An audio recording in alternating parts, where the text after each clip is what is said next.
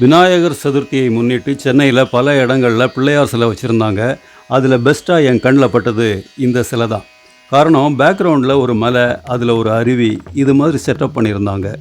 இதை செஞ்சவங்க சென்னை சாலிகிராமத்தில் பொன்னியம்மன் கோயில் தெருவை சார்ந்த இளைஞர்கள்.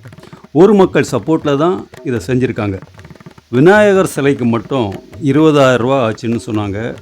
இந்த மலையும் அந்த அருவியும் கீழே இருக்கிற அந்த ரவுண்டான குளமும் சேர்த்து 58,000 ரூபா ஆச்சுன்னு சொன்னாங்க.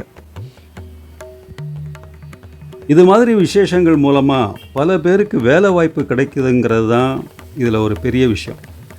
இன்றைக்கி விநாயகர் சிலையை ஊர்வலமாக எடுத்துகிட்டு போய் பீச்சில் போய் கரைப்பாங்க.